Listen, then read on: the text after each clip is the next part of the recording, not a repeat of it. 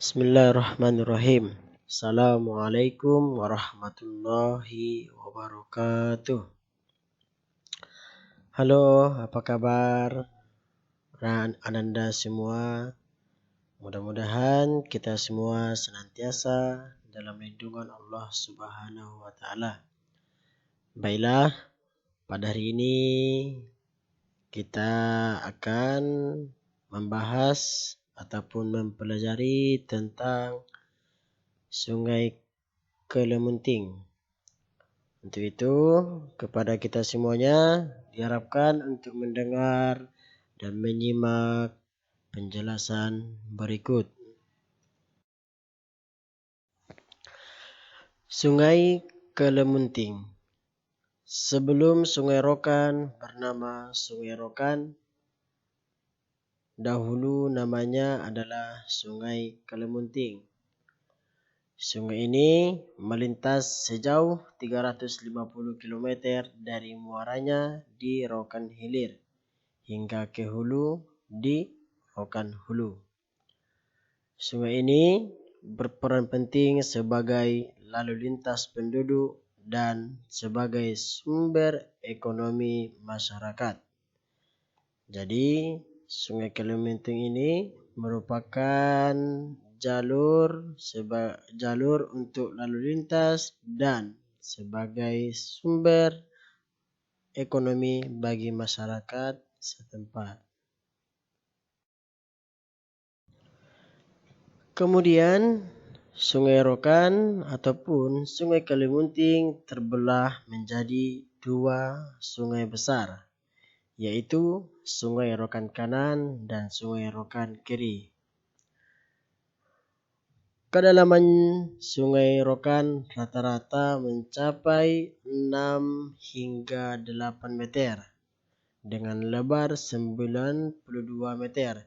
Jadi, kedalaman Sungai Rokan ini mencapai 6 sampai 8 meter. Bisa dibayangkan bagaimana kedalaman Sungai Rokan ini. Begitu juga dengan lebarnya mencapai 92 meter. Kemudian, daya tarik sungai ini adalah alam hijau yang membentang di daratan tinggi, serta deretan bebatuan sepanjang aliran sungai.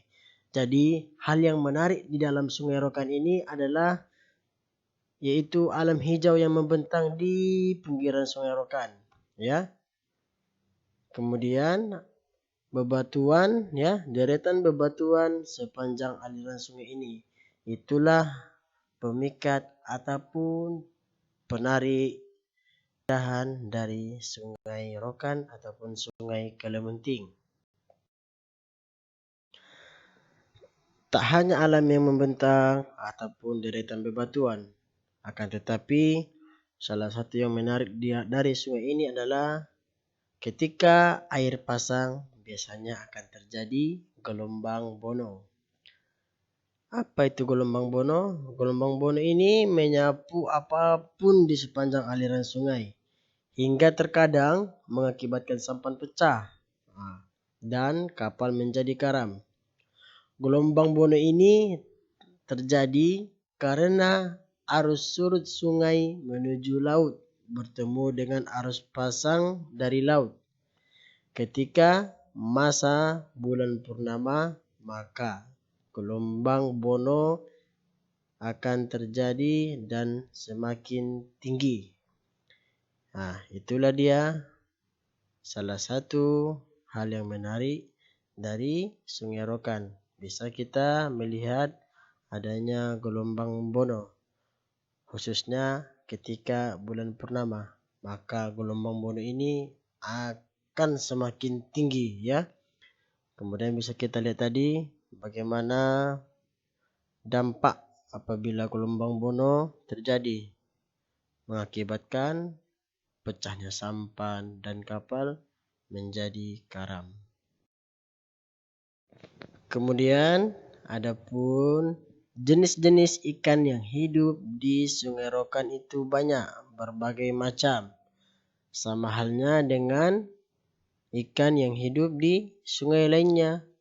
Namun buaya muara, ya, buaya muara terbesar di Selat Melaka mampu masuk jauh ke dalam Sungai Rokan, hingga 200 km jauhnya. Bisa dibayangkan, buaya muara yang ada di Selat Melaka bisa masuk sampai 200 km jauhnya ke dalam Sungai Rokan.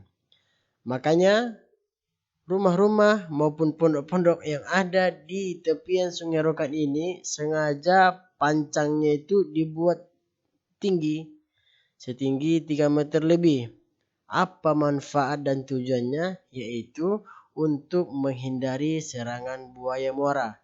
Itulah penyebab mengapa rumah-rumah di sekitaran Sungai Rokan ini pancangnya sengaja ditinggikan. Salah satu manfaatnya adalah untuk menghindari serangan dari buaya muara. Jadi jangan heran kenapa rumah-rumah yang ada di tepian Sungai Rokan ini pancangnya kok tinggi. Penyebabnya adalah hal yang tadi. Karena untuk menghindari serangan bahaya dari buaya muara. Kemudian adapun jenis kendaraan air yang ada di Sungai Rokan yaitu berupa sampan, pompon, kapal, bot ataupun yang lainnya yang dapat ditemukan di Sungai Rokan. Namun kapal-kapal besar hanya dapat singgah di Bagan Api-api, ya. Kapal-kapal besar hanya bisa singgah di Bagan Api-api. Kenapa? Karena kedalaman Sungai Rokan tidak memungkinkan untuk kapal-kapal besar. Itulah penyebab ataupun alasan kenapa kapal-kapal besar tidak bisa masuk lebih dalam lagi gitu. Karena kedalamannya tidak memungkinkan. Kemudian adapun tugas ataupun latihan untuk mengukur pemahaman kita mengenai Sungai Kelemunting ataupun Sungai Rokan, silahkan dijawab pertanyaan berikut ini, ya. Yang pertama, apa nama lama Sungai Rokan? Ya, nama-lamanya silakan diisi. Nomor 2, berapa panjang Sungai Rokan? Yang ketiga, terbagi berapa Sungai Rokan? Yang keempat, berapa kedalaman Sungai Rokan? Dan yang terakhir, yang nomor 5 adalah apa daya tarik dari Sungai Rokan? Tadi sudah dijelaskan pemaparan ataupun penjelasan dari Sungai Rokan ataupun Sungai Kelemunting. Untuk itu silakan dijawab dan dikerjakan tugas berikut ini. Terima kasih. Assalamualaikum warahmatullahi wabarakatuh.